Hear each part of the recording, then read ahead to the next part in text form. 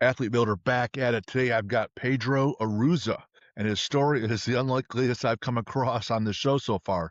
Born in Spain, moved to Mexico, lost his father at 7, landed in Miami as a kid who barely spoke English, became an English teacher with a master's degree, graduating summa cum laude. Then he's built a dynasty. He came into a great program and made it even better. 22 years as head coach at Randolph-Macon, longest tenured football coach in the entire state of Virginia. Somewhere around 16 conference titles, an ODAC championship, and one of the best sustained runs in all Division III. Now, he'll tell you he didn't have all of those championship titles himself, which is true, but he had a lot of them. Here's the first thing you need to know about him. I opened up by asking about the day he ran for 313 yards, single game, 287 and one half. One of the most historic performances you're ever going to hear about. He spent the entire answer praising the coaches who got him there. Didn't talk about himself for a second.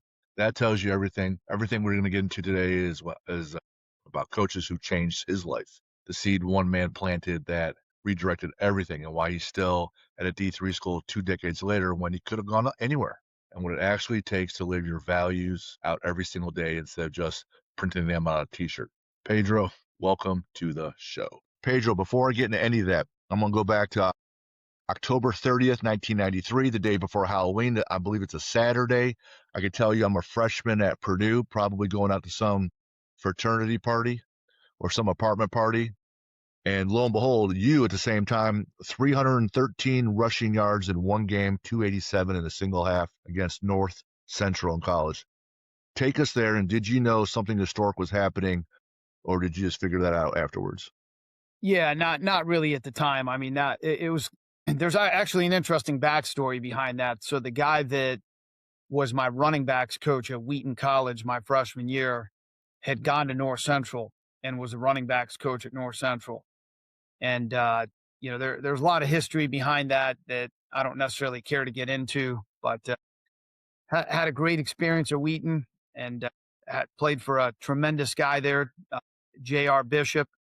Coach Bishop was, I believe, from Princeton, Indiana, played at Franklin College, and was a longtime high school coach at different schools in Indiana, and eventually worked his way to Illinois and was the head coach at Naperville Central High School. Actually was Sean Payton's high school football coach. And then he got the job at Wheaton College, and just a tremendous guy to play for. Most humble guy that you'll ever meet. Great, great coach. And I mean, I built a great relationship with him, but I also did not really appreciate all of the things that he was about until I got older. So, there were things that, 20 years after I played for him, I would just, look at myself and say, how did I miss that? How did I not see that when I was playing for him? But just a great person, and, great dad, great husband, great football coach, great leader, one of the most intelligent and wise men that I've ever been around, and had an enormous impact on my life. Just absolutely, changed the way I looked at everything. Well, that answer tells me quite a bit right off the bat, because that whole question was geared towards you and that night and your yardage and what you did in the record. And you spent the whole time praising the coach and everyone else around you that got you to that point, and didn't, so when you're talking about that other coach's humility, it's pretty evident right off the bat that we're going to have a great conversation, and that you're quite the humble person yourself. When I look at your origin story, it's one of the most unlikeliest. It is the unlikeliest that I've come across thus far. If I had this correct, born in Spain, moved to Mexico, and then the United States, come in, not speaking English very well, end up an English teacher, you have a master's in English. I wrote down graduated summa cum laude. I wasted my time taking Latin in high school, so I know that means with the highest of praise. So Spain, Mexico, United States, English teacher. How do we get here? It's a crazy story. And I can talk about this for a long time, but, I was born in Madrid, Spain, and moved to England for a little bit. And then our family moved to Mexico. My dad was from Mexico, and unfortunately passed away when I was 7 years old. And my mom was raising myself and three other brothers. So there were four boys in the family. We moved in with an uncle in Miami, Florida. And my English was, I could speak a little bit of English, but not very well. And so I went to the second grade and, you know, Miami, Florida, and, started watching football on TV and just started to really love football. And, I played a lot of different sports. I was involved with soccer, involved with, other things. But, what I was really passionate about was football. But my mother wouldn't let me play until the seventh grade. And in the seventh grade, I joined the Miami Beach Optimist Club. We played at Flamingo Park. I played for another great guy, Al LeMay. And, I haven't talked to Al LeMay since I was in the seventh grade. And I've often thought that I really need to look him up and find him and tell him what kind of an impact he had on my life, because that guy just ignited a passion within me that, just went on forever. And so in the seventh grade, I played football for the first time. It was an unbelievable experience, maybe the best experience that I've ever had playing football. So we started out with 62 players, whittled it down to about 22. It was a travel team. So the caliber of football was a really high caliber of football. In college, I was a running back, but that first year uh, playing for that Optimist team, I was an offensive lineman. I played left guard, was number 66, and was the nose tackle and our odd front. And Coach LeMay was, man, that he was a tough dude. I think he was a construction worker, and he was really really hard on us. But yeah, I was having a really tough time at home, and things were kind of a wreck. And I remember one day as I was walking off the football field, he put his arm around me and he said, "You know what?" He's like, "Someday you're going to go play college football." He's like, "You're a good student. You got a lot of stuff going for you. I see you playing at an Ivy League school someday." And he just planted that seed in my mind. And, I was a good student. I had a few things going for me, but I was kind of at that point in my life where, I was starting to make some bad decisions and get into some things that I shouldn't get into. And things were not very stable at home. But man, he just kind of planted that vision in my mind. And from that point forward, I was like, I've got to get some things straight, because he's right. I can go play college football. And that became my dream. That became my goal.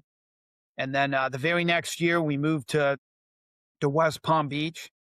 And, again, that move was the product of some things not being very stable or good at home. And I ended up at a Christian school, the King's Academy, and played for a guy named Jeff Loveland, who, again, had an enormous impact on my life. You pointed out that cross behind me, and he made that for me. And, I became a Christian as a result of the interactions that I had with Coach Loveland and some of the other teachers and coaches at that school, and just absolutely, transformed my life. And, played for another guy, Wayne Sewell. He was my high school baseball coach.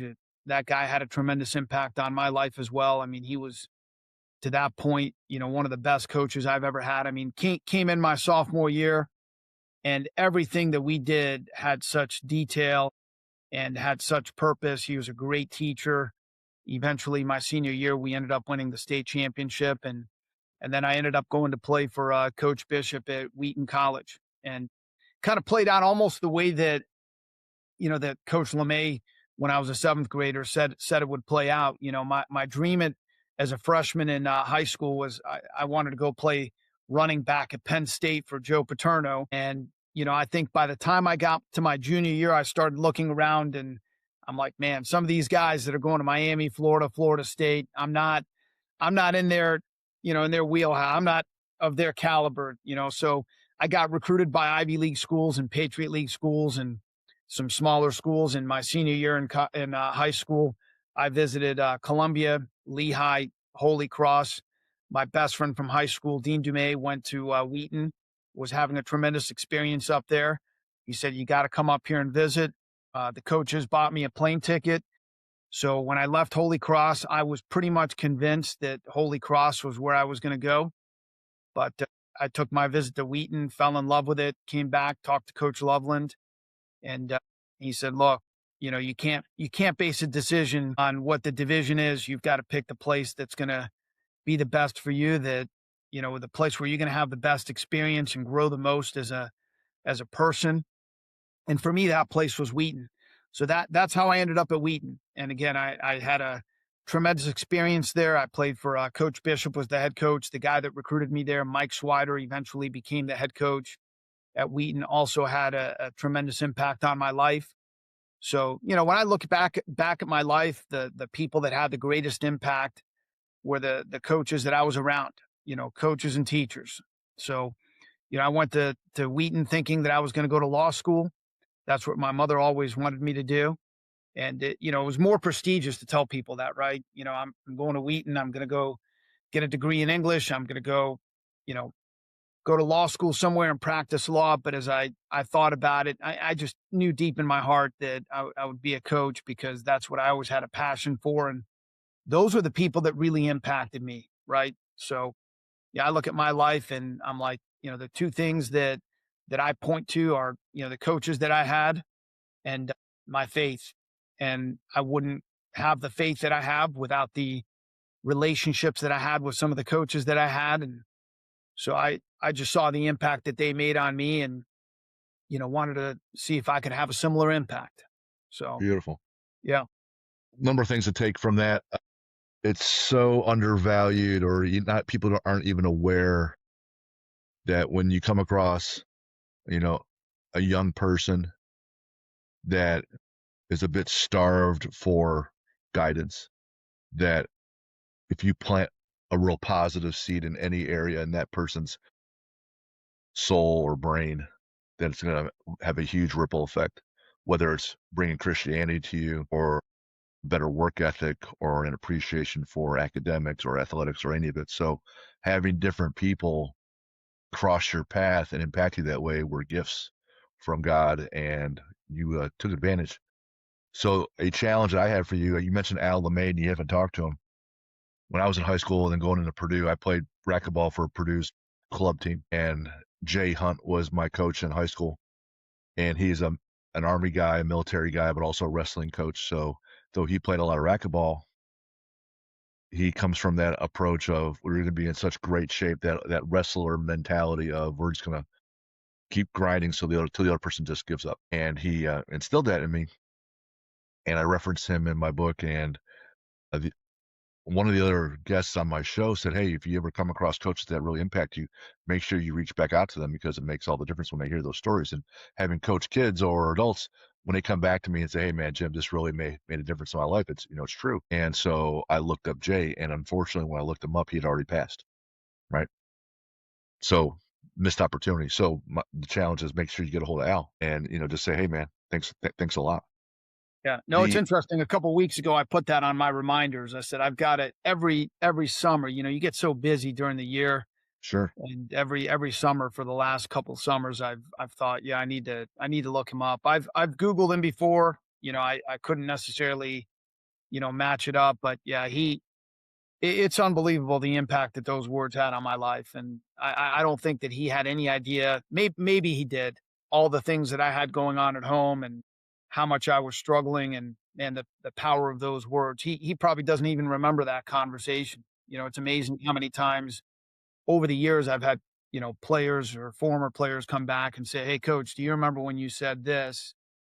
And I don't, and he probably doesn't remember that interaction, but it was powerful. I mean, it literally changed the trajectory of my life. Well, fast forward, I wrote down that you coach your own son, and his name's Will at our Yes. RMC.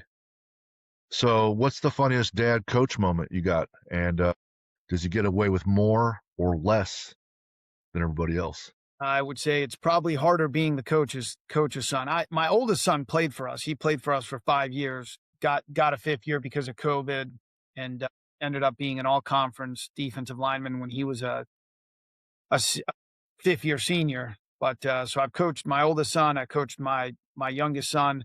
I'd say the one that gets away with the most in our family is our middle child, our daughter Ella. And the boys say I treat her differently than I treat them, but I'm pretty tough on the boys, and I'm mostly on the offensive side of the ball. I work with the quarterbacks and coordinate the offense. So I would say that, there's a little bit of separation. So it's been a fun experience. It, definitely has its challenges when you're coaching your sons, but overall it's been a really positive thing. Well, when people do well, they get promoted from position coach, coordinator, head coach, different team, different division, different league, and you grew up in a family that was used to relocating. I got you at a D3 school, 22 years, something like 16 conference titles, success year after year. So what's the why that keeps you motivated and pushing at Randolph-Macon all these years later? I've got this quote on my desk. So I told you I went to Wheaton College, and Jim Elliott was a missionary that ended up losing his life in in South America when he was down there, doing God's work. But there's a quote that I have on my desk, and it says, "Wherever you are, be all there. Live to the hilt every situation that you believe to be the will of God." So, for me, it's been a great situation for my family. I live about a mile from the campus. My oldest son Owen was 2 years old when we moved here, and then my wife moved here a couple months after I got here, and we had Ella, and then Will was born here. So all three of my kids, have basically grown up in this town. We haven't had to move them around. And I've always felt like it was a place that you could be successful and where you could win and have an impact on lives. And so, I've never really gotten hung up on the, hey, I've got to be a Division I coach, or I've got to go coach at this level. I think that, my why is to impact lives the way that so many other coaches impacted my life. And, I don't know how long I'll be here. People ask me all the time. They're like, "Are you going to be there for the rest of your career? Are you going to be there another 5 years?" I take it, year by year, but I've been saying that really since the day that I got here. I try to show up every day and, do the best job that I can do, and do it as well as it can be done. And, things have just worked out that 22 years later, we're still here. So, I know one of the questions you asked me when when we were preparing for this podcast was, favorite quote. And my one of my favorites is from Proverbs 16:9, where it says, "We make our plans, but God orders our steps." So, I really believe that. And I, like I said, I try to come to work every day and do the very best job that I can do. I love, a lot of things about Nick Saban and the way that he ran his football programs, but one of the things that always stood out to me was Nick Saban's, and I don't know if it was a quote or you're just talking about how, when he was a young assistant coach, he was a GA, and when you're a GA, you aspire to try to be a full-time coach. And when you're a full-time coach, you aspire to be a coordinator, and when you're a coordinator, some guys, not all, some guys like being position coaches and they like being coordinators. And for me, I always wanted to be a head coach. But when you're a graduate assistant and you're aspiring for that first full time job, you're obviously working and striving. And one thing that Nick Saban said that always stood out to me was he never stopped trying to become that full time coach. And I think that for me, that's the way that I try to approach it. I'm fortunate that I have this job, that I have the opportunity, to run this football program, that I have the opportunity to, mentor these young men. And, I try never to take that for granted. And I try to, come in here and work like, I'm trying to get that first, full-time job. So I don't worry about, what's next. One of the things I know you asked was, 3 to 5 years from now, where do you see yourself 10 years from now? I don't know how to answer that, Okay. because for me, it's a day-to-day thing. Just come in and do the very best you can. And, if this is where I'm supposed to be for the next 20 years, then this is where I'll be. And if I'm supposed to be somewhere else in a year, then, we'll see if that works out. Gotcha. Yeah. I love, you did such an excellent job with the homework preparation. So I'm very grateful for that. It makes my Makes it very easy for me to write questions. And you mentioned Nick Saban. And so we had Dr. Pat Ivy on. He played football in Missouri, played in the league. He's a PhD. Now he heads up the mental performance side at University of Louisville for all their athletics. And I worked with him a couple of times. And he and I were talking about, teamwork, because that's one of the 6 components with Athlete Builder, and teamwork is a core value. And he goes to this conference where the coaches are coming on stage, and the coaches are talking about, it's all about team. There's no I in team. It's team, team, team. And one of the things you wrote, you love is more powerful than hate, negativity, or fear. And you wrote the team, the team, the team. The challenging part was the next speaker on stage was Nick Saban. And he leads with, it's about the individual. And everyone's like, eyes were like, because the other coach that just spoke was another high-level D1, like national title winner, saying team, team, team. And Saban goes, it's about the individual. And he just stops and pauses, and then goes on to say, well, you want the individual to do his job perfectly, kind of like the Bill Belichick, just do your job. In which case, if we're all working to do our best job, to be the best version of ourselves, it builds the team, right?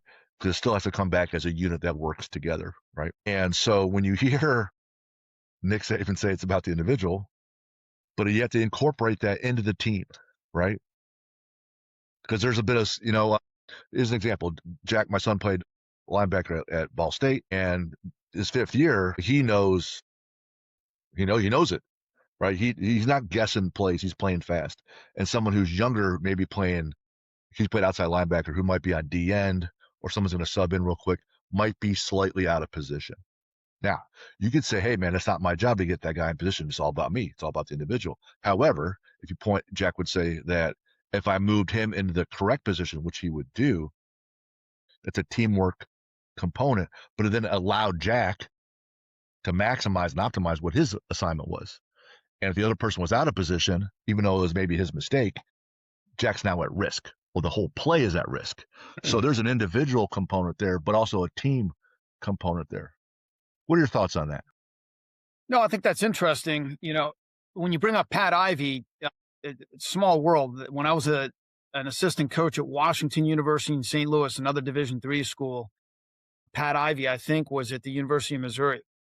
Wow, I think was either their strength coach or one of their strength coaches. I remember listening to him speak at a clinic, because we spent a lot of time at the University of Missouri. But yeah, I think that, to a certain extent, yeah, I see everything that you're talking about. It's a complicated dynamic, because ultimately, it is a team sport, and everything that you're doing is about building a team and building a culture and learning to be selfless, and learning that, in life, and I think that, the older that I get, the more experiences that I have, the more you read, when you're doing something for somebody else, that's way more gratifying than anything that you can do, for yourself.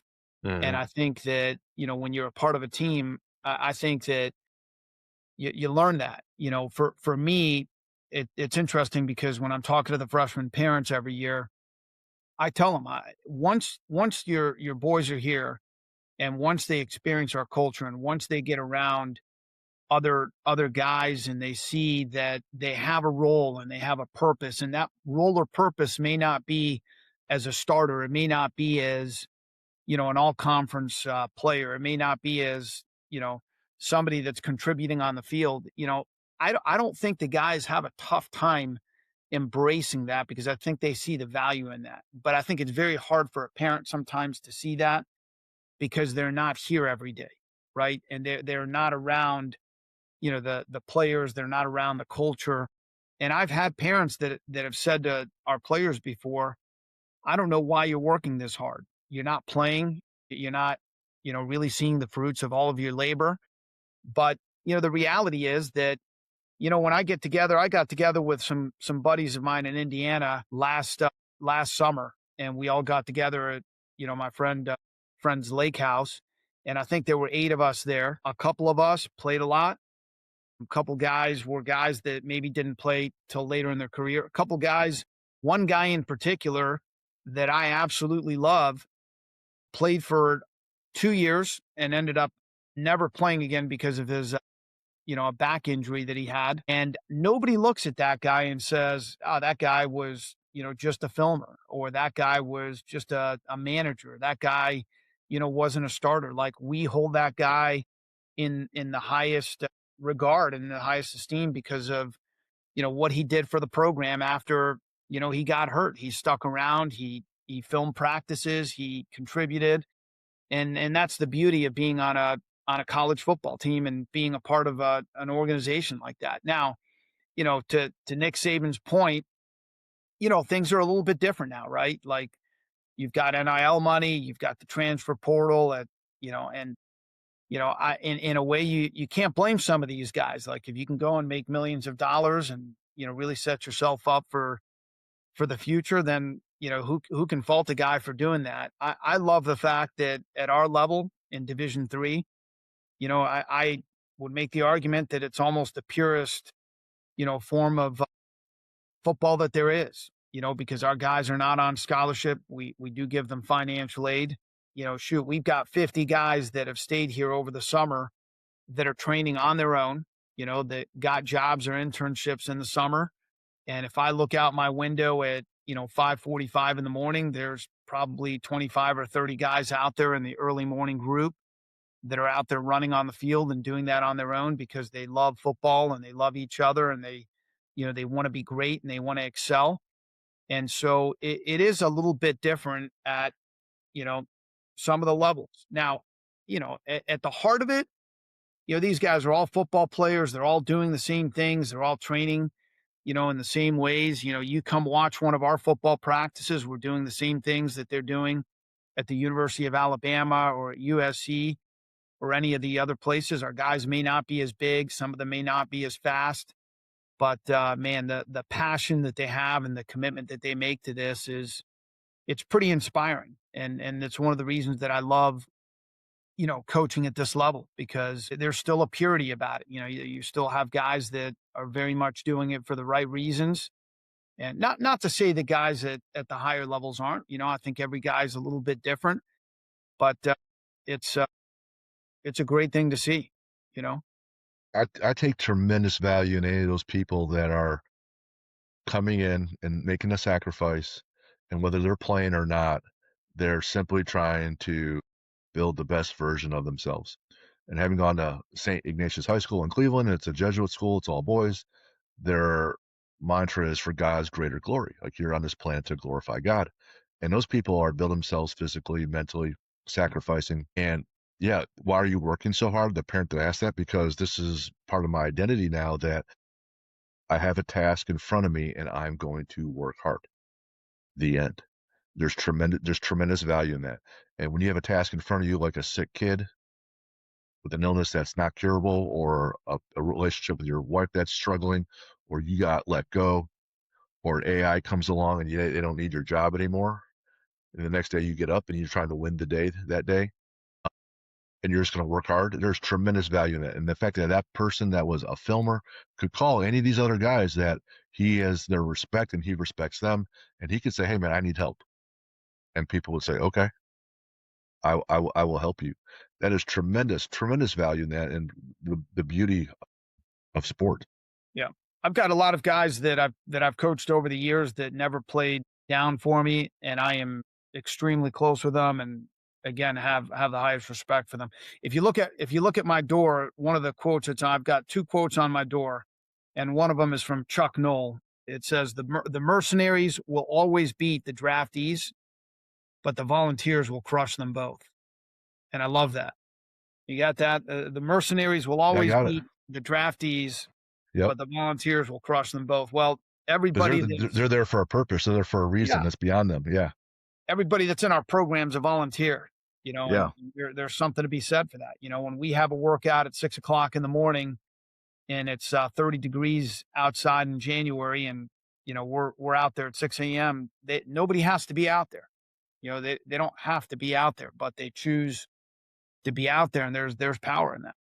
Recently, one of the episodes we dropped is Matt Whittlesbach.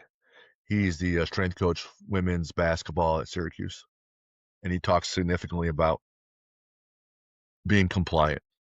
He said all the women's teams, all the teams in the country are going to be taking their supplements. They're going to show up and train. They're going to be watching film. Everyone's compliant.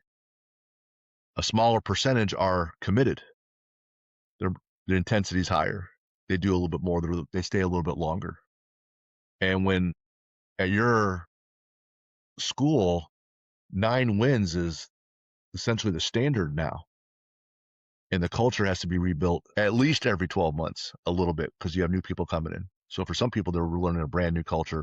For some people, they're helping impact the culture that are leading it. But it's still its own asset and entity that's ebbing and flowing a little bit on the perimeter.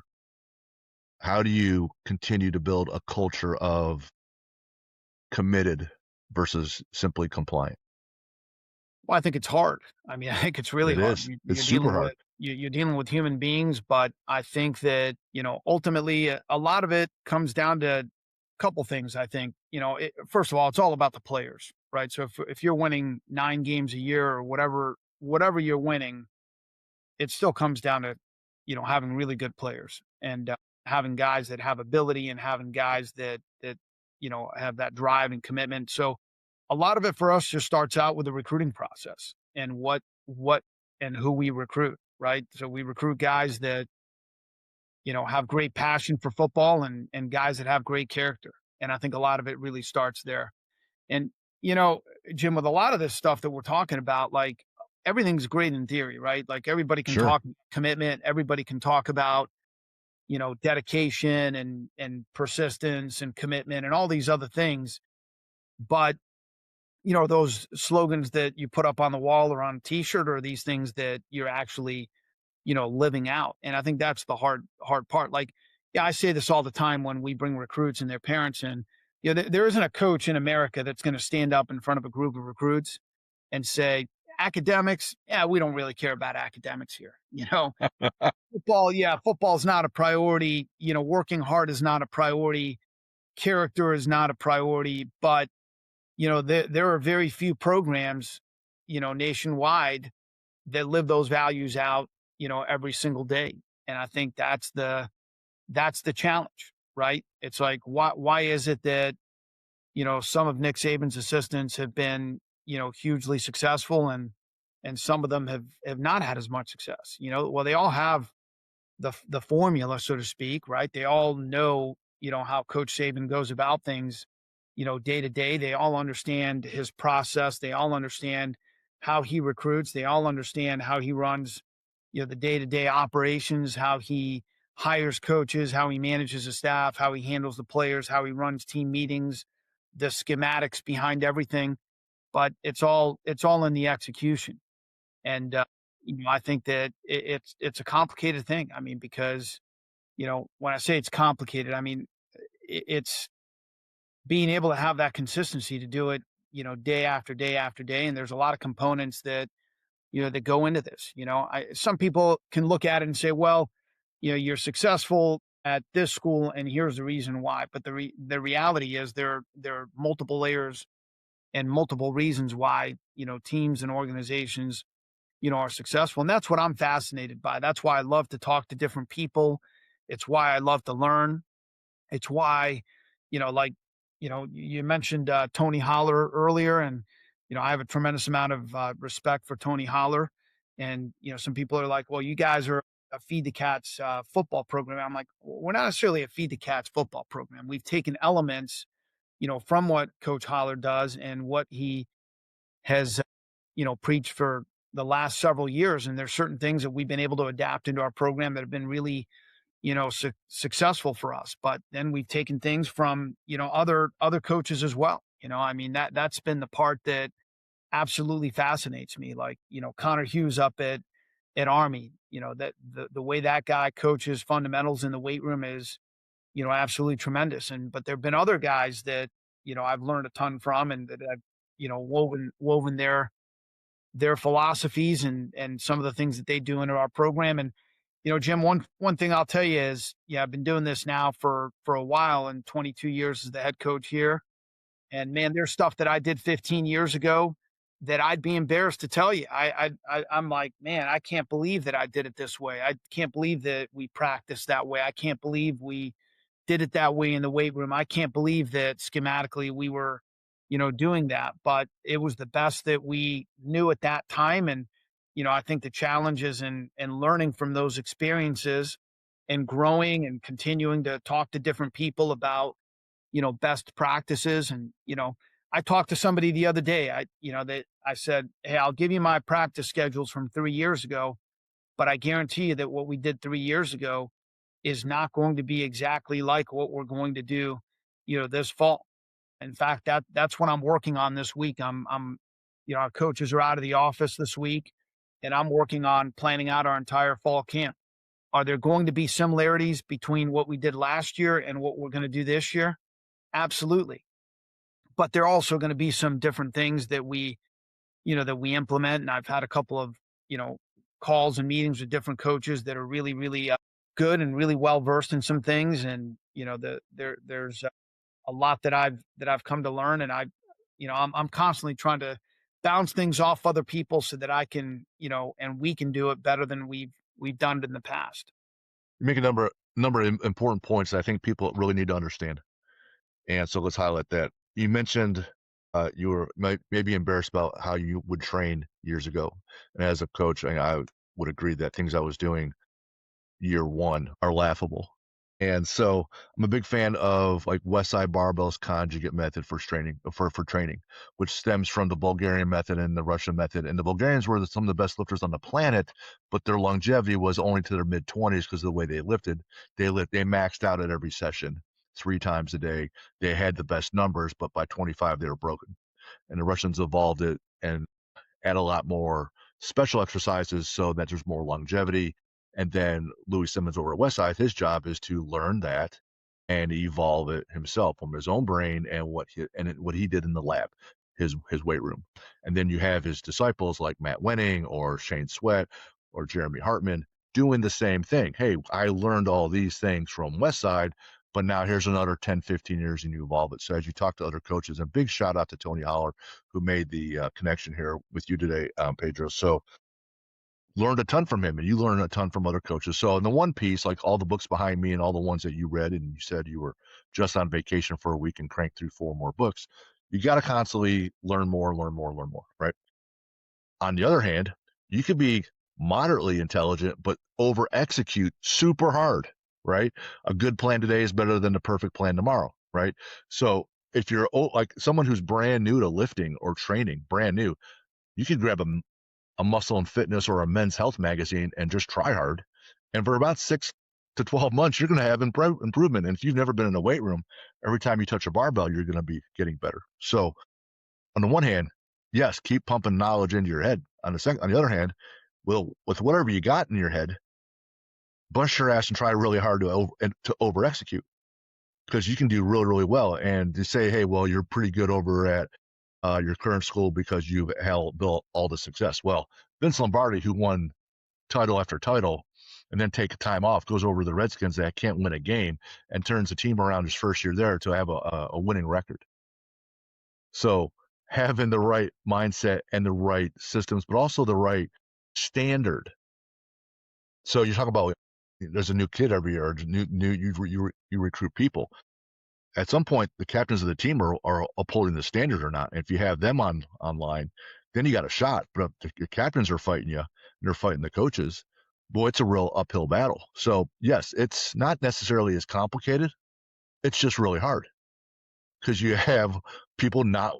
But by design, you want to stop. People want to, hey, I've worked hard. I don't feel like measuring out my protein. I don't feel like going to bed at 10:30 as opposed to 1:30 in the morning. It's not complicated. It's just hard to do until it's just what you do all the time.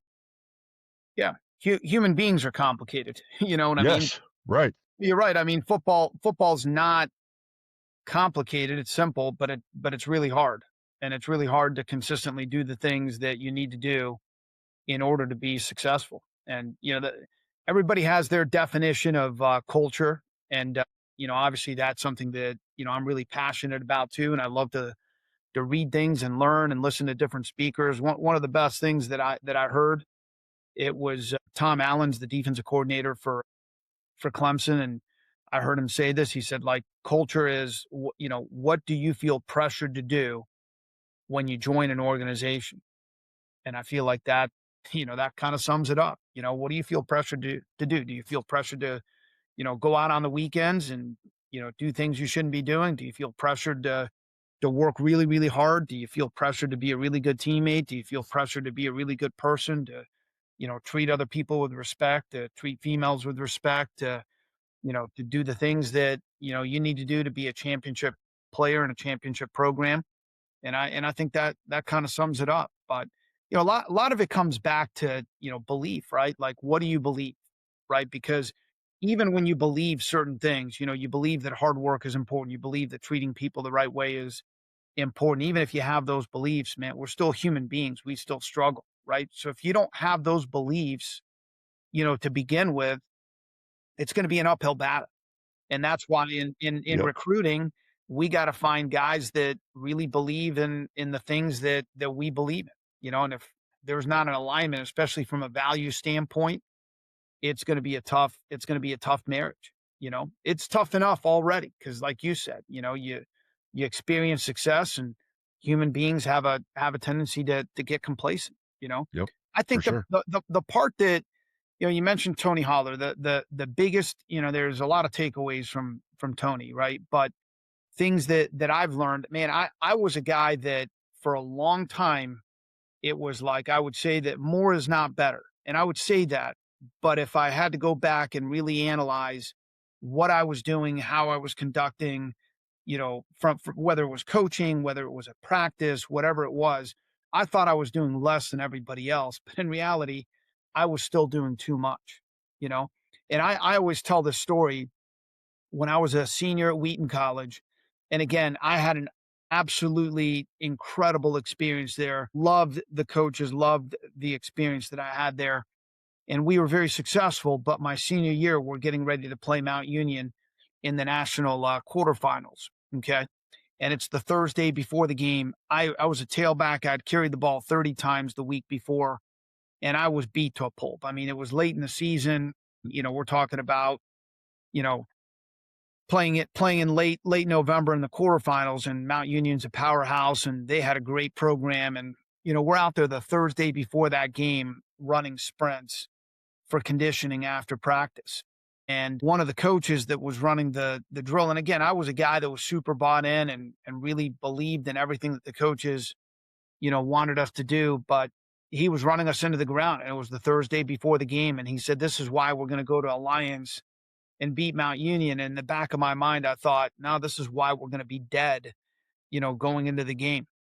And so, I said to myself, I'll never do that. Right. And so for years when I was a coach, we never conditioned, after practice. Like, that was something that I said we would absolutely not do.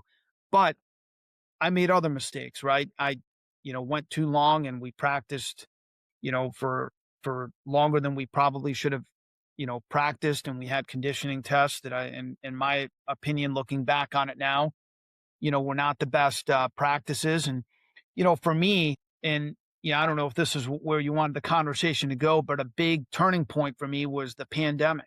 Okay. Because already at that point, I was thinking, we got to do something different. I remember looking at the sideline in 2019, during preseason camp, and we had a bunch of guys standing on the sideline with soft tissue injuries and just little things. And, as coaches, we sometimes don't take accountability for it, right? What we do is we'll say, well, they're soft.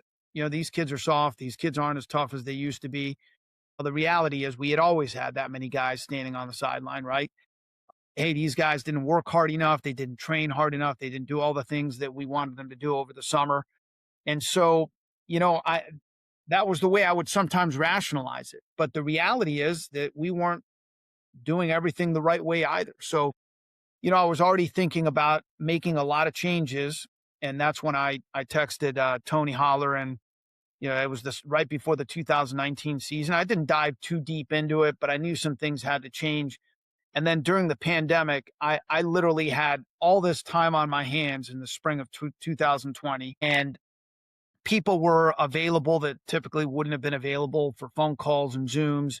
And so, man, I'll tell you the amount of time that I spent that spring just tearing our program apart and reevaluating everything that we were doing and listening to listen, by the end of the summer, I thought my mind was going to explode because you have Tony Holler on the one hand, and then you have other, guys that are very intelligent that have their own ideas about, how things should be done.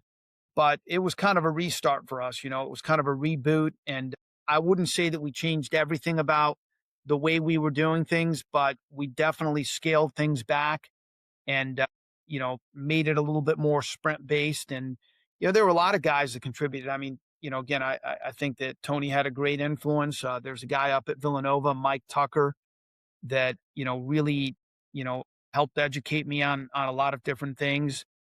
The staff down at Elon, I think, does a tremendous job with the way that they organize their program. One of those guys, Jordan Newsma, is now with the San Francisco 49ers. I think he's a really bright guy who's been, super helpful in terms of helping me to flesh out some of these ideas. But, it goes back to what we said at the beginning, right? You've got to be somebody who's willing to change, who's willing to evolve, who's willing to admit that, hey, maybe the way I did it 5 years ago wasn't the best way to do it, and to have the humility to be able to stand, before you. I mean, again, I've got kids that played for me 10 years ago, and they're like, "Hey, coach, can you send me the lifting cycle from the winter of whatever year?" And I'm like, I have to tell them sometimes because some of these guys are coaching. I'm like, I can send this to you, but I wouldn't necessarily recommend that you do it exactly this way. And so you live and you learn, but again, I'm grateful that there's so many resources out there now with the internet and with social media. Obviously, there's a lot of negatives to social media, but man, one of the positives is you get to learn so much and you're exposed to so many different, ideas. And, it really challenges me to think about what I'm doing and what we're doing and how to move forward in the best way possible. I think a big switch we pointed out with the COVID, and you you went from it's someone else's fault, these kids' fault, what's going on is fault, they came in soft versus this is somewhat my fault. And as the coach, and if you take the Jocko Willink extreme ownership, everything is your fault, right? And so someone comes to you at 17 years old, 18 years old, and you're 40 years old of decades of more knowledge. Yes, it's got to be your fault. And whether I like it or not, when I'm dealing with some athletes at the gym, I was like, you got to meet the athlete where the athlete is, not where you want them to be.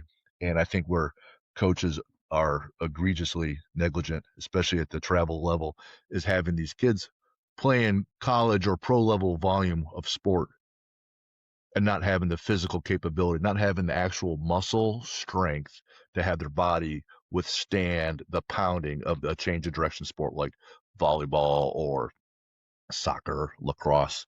And so the coach is like, well, the kids are just soft. I'm like, no, you're having them play 100 games a year. It's your fault that the ACL injury rate is through the roof.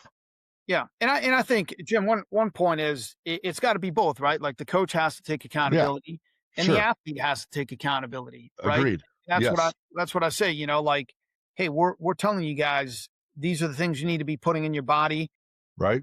You've got to make a commitment to rest and recovery and sleep and all of those things. You got to do all these things. You know what I mean? But as a coach, and I'm pretty hard on myself, and I think that when something happens that maybe a guy pulls a hammy or something, I always try to evaluate like, hey, what am I doing? What could we have done differently to, and the reality is that sometimes things are unavoidable. Things happen, but to your point, the volume and the amount of stuff that people are doing now. I was talking to some high school coaches a couple weeks ago. They came over to talk about practice planning and I said, "Hey, where do you want to start?" And they weren't really sure where they wanted to start, because I think that when people hear sprint-based football or feed the cats or whatever, everybody wants some kind of a magic formula for, how to do things. And I said, "Where do you guys want to start?" And they really didn't have any idea where they wanted to start. And these are, intelligent,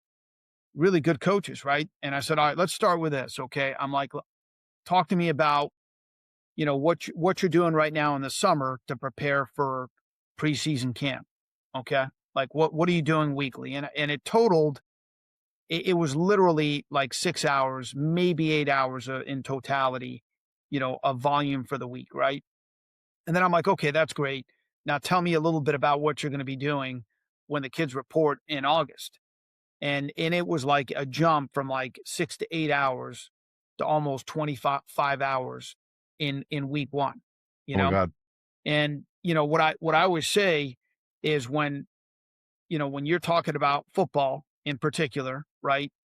And part of it is the way that things are organized by rule, right? Like we are really limited with what we can do with these guys in the summer, and there's a huge spike, when you get to preseason camp, and there's this, paranoia that sets in with coaches. I mean, I experienced it a little bit. Man, we've got a game in 3 weeks. We've got to get these guys ready, and we've got to install the offense and defense and all these other things. But the reality is that there's a huge spike, and if they're not ready for that, then they're not ready for that. And the mindset typically is that first week is let's fricking go, right? And guys are going balls to the wall that first week, and then you get to that second week, and you're like, man, we might have done too much. We better back off.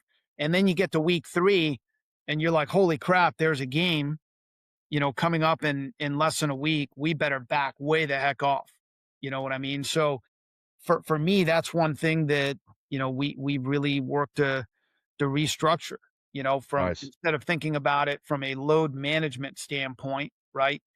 Where sometimes when you're managing a load, maybe you've already gone too far, right? It's more load prescription and starting off really, really low and gradually, ramping up the dosage, throughout camp. So Well, again, I don't know an industry or a profession where that's not optimal, whether it's you go from ABCs to C's to, Dick and Jane books all the way to Brothers Kazamarov, right? No one goes from that low level to that high level quickly, whether it's addition, subtraction, multiplication, division, long division, right? There's a progression. And same thing with the physicality. A marathon runner, you're starting at, a mile or two. No one's doing 13 and by week 3. And it's easy just to say, hey man, this is what we're doing. And to your credit, it's to taking a step back to look around and say, hey man, who else knows some things? What can we adjust? I got a couple questions left, and then I want to always be respectful of your time. One of the things I like to do, I'm a nerd and it's fun for me when I'm looking at you or anyone else, like there's the head and the body.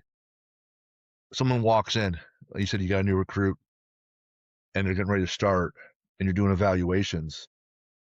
Whether it's the head or the body, I always want to look for a limiting factor that's holding them back.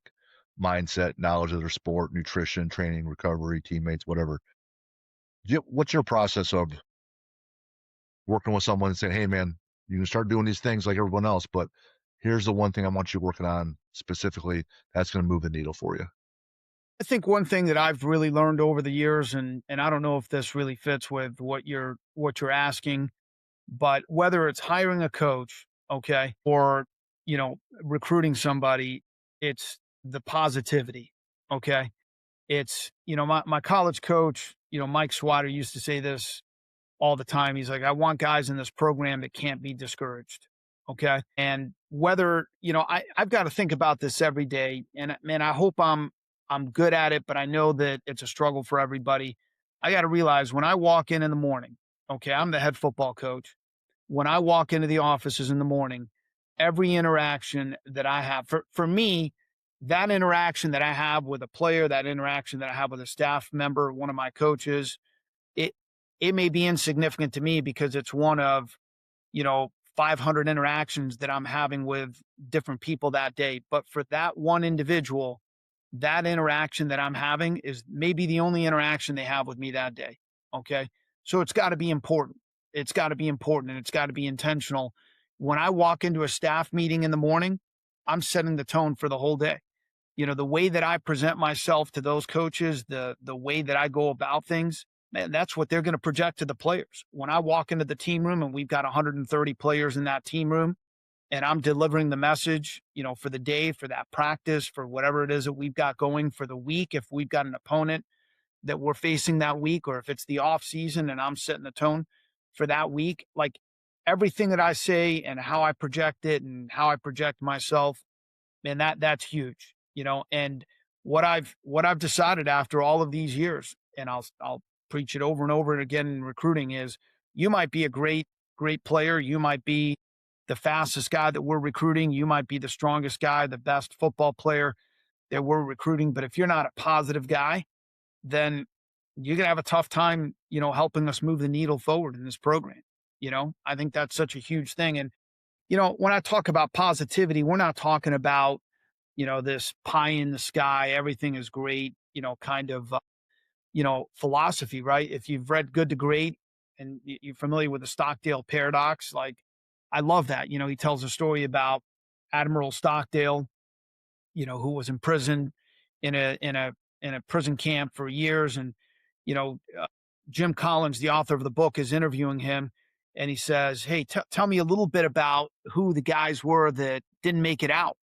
And Stockdale says, "Well, that's easy. It was the optimists." And Collins is like, "Well, what do you mean the optimists?" He's like, "Yeah, They the get optimists. crushed. Those are the guys that got destroyed because they were like, we're going to be out by Easter. We're going Christmas. to be out by Christmas." Right. And he's like, I had in my mind resolved, I'm getting out of here. Like these guys aren't going to get to me. They're not going to beat me. I'm gonna find a way to get home and be with my wife and be with my girls, and I'm gonna find a way back. When that's going to be, it might be 10 freaking years from now, but I'm gonna find that's positivity. You know what I Yeah. mean? So Right. that's what I think to me, that's when you've got a guy in your program that, man, he's going to experience setbacks and he's going to experience disappointments and he's going to, have hard things happen to him and he's going to respond in a positive way.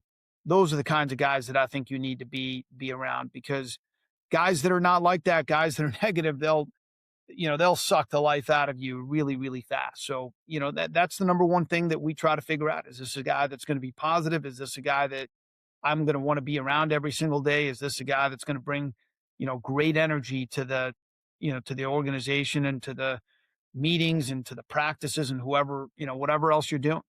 When I got here in 2004, we had a bunch of miserable guys in this program. They hated football. I don't know why they were playing football, because they hated football, the players. And so were the coaches. The coaches didn't want to be here. The players didn't want to be here.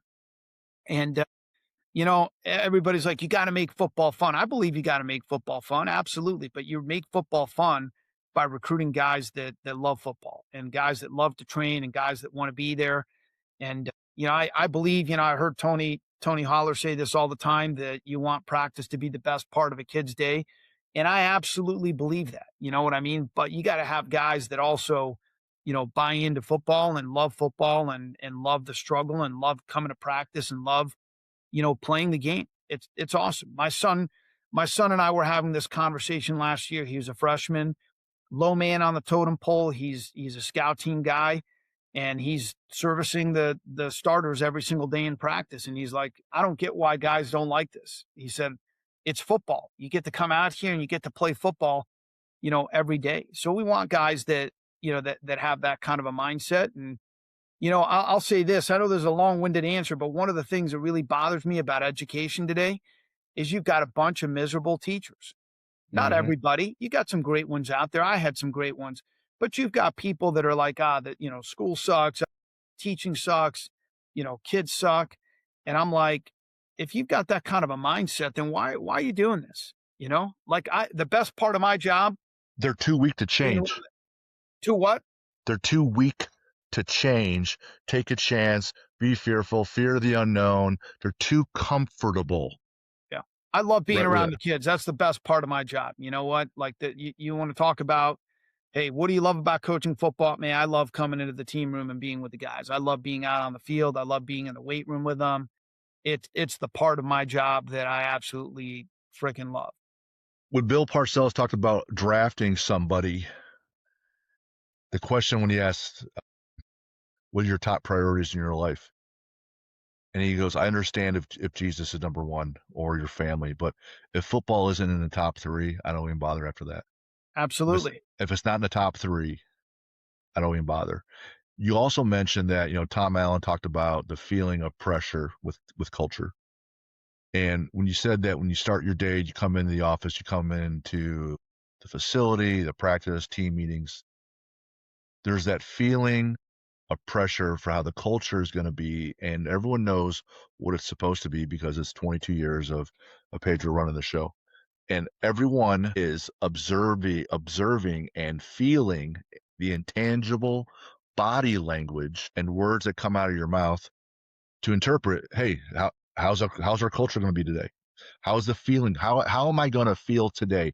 Because however you present yourself, everyone knows that the ripple effect goes from you to the coaches, to the staff, to the captains, to the players, to the support team, to the GAs, to the interns, all the way down to the maintenance people. And so if everyone knows that they're going to feel a certain way throughout the day because this is their profession, and all of it is impacted by the leader's overall body language and what he says and how he says it. Of course, everyone is making this snap judgment in the first 10 seconds of encountering you.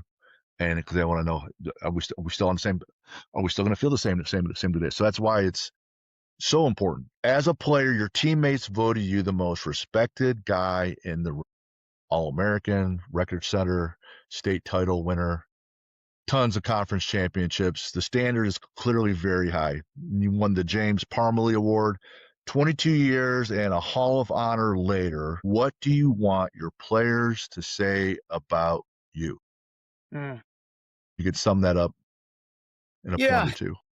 Well, I think a couple things. I think that, when I set out to do this, again, I lost my dad when I was 7 years old. He committed suicide. Grew up in a tough environment, but I think the thing that I set out to do when I became a coach and as I was growing up, I said, look, one thing I want to do is I want to be a great husband. One thing that I want to do is I want to be a great dad. And I want my players, to know that I cared about them.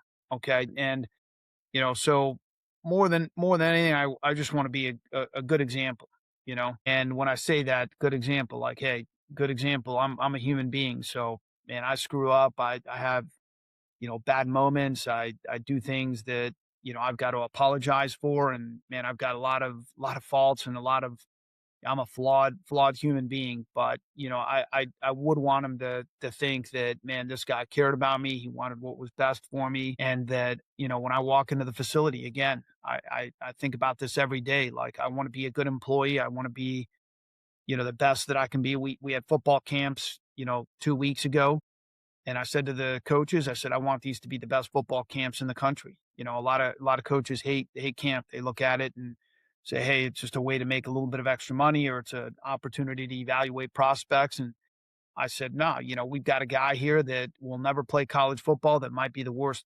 football player on his high school team, but he paid money to come to our camp, and I want to coach the heck out of that guy. And when he leaves our camp, I want him to feel like it was the best camp that he's ever been a part of. So, I mean, I think those are a few of the things, just to strive for a really high standard of excellence in terms of everything, but most of all, in terms of who I am and who I'm becoming, and who I represent.